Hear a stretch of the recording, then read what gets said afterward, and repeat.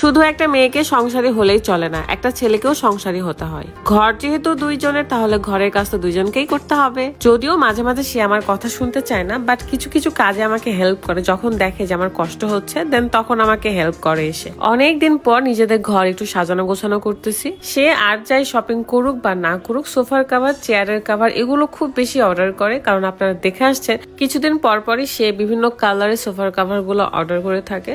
আর একটা সুখবর আছে, সেটা হলো আমাদের চারতলাতে আমরা নিজেদেরই অফিস বানাচ্ছি। বলতে গেলে নিজের বাসায় নিজেদেরই একটা অফিস হবে আর কি। ডেকোরেশন চলতেছে, অবশ্যই আপনাদের সাথে সেটা শেয়ার করব। তার আগে সোফার কাভার গুলো লাগিয়ে নিই। আজকের এই কাভারের কালারটা জোস ছিল, একদমই ক্রিম কালার। আমার বাসার টাইলস এর সাথে একদম ম্যাচিং হয়ে গেছে। সচরাচর সে একাই কাভার লাগায়, বাট এখন যেহেতু রমজানের সময়, তাই তাকে কষ্ট দিতে চাইলাম না, তাকে আমি একটু হেল্প করতেছিলাম। এই কাভার গুলোর কোয়ালিটি অনেক বেশি ভালো। সোফার কাভারের সাথে ডাইনিং এর কাভার, চেয়ারের কাভারও সে নিয়েছে।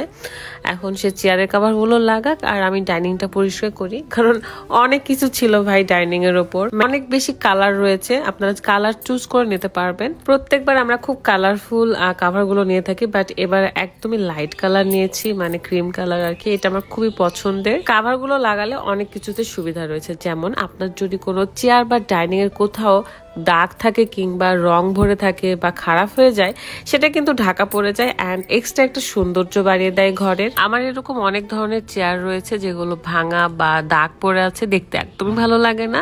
তখন কাভার পরালে অনেক বেশি সুন্দর লাগে।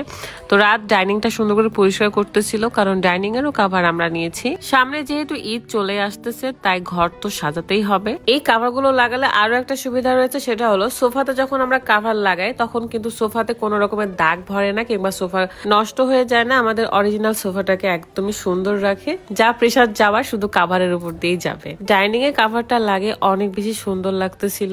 আমরা দুজন মিলে এই কাজগুলো করতেছিলাম। নিচে ফিতা ছিল, যে ফিতাগুলো বাঁধতে হতো আমাদের, তো সেটাই আমরা করতেছিলাম আর কি। কাভার গুলো লাগাতে গেলে আমি মাঝে মাঝে অনেক অধৈর্য হয়ে পড়ি, বাট রাত অনেক সুন্দর করে এটা লাগায়, কারণ তার অনেক ধৈর্য বেশি। আমি এখানে তার সাথে একটু দুষ্টামি করতেছিলাম, কারণ দেখছি সে অনেকক্ষণ ডাইনিং এর ভেতরে এভাবে বসেছিল। দেন দেখি সে মনোযোগ দিয়ে ফিতা বাঁধতেছিল আর কি। যাই হোক, আমাদের আরো একটা টেবিল রয়েছে যেখানে কাভার লাগানো একদমই জরুরি। দেখতে পাচ্ছেন এত কালার ভরে আছে। কাভার লাগানোর সাথে সাথে কালারও চলে গেছে, সৌন্দর্যটাও বেড়ে গেছে। তো অনেক সুন্দর লাগতেছিল কাভার গুলো পরিয়ে। আপনারাও কিন্তু আপনাদের ঘরগুলো এভাবে সাজাতে পারেন। বুদ্ধি দিয়ে কাজ করলে দেখবেন প্রত্যেকটা কাজই ভালো হবে। তো বিদায় নিচ্ছি আজকের মতো। আল্লাহ হাফেজ।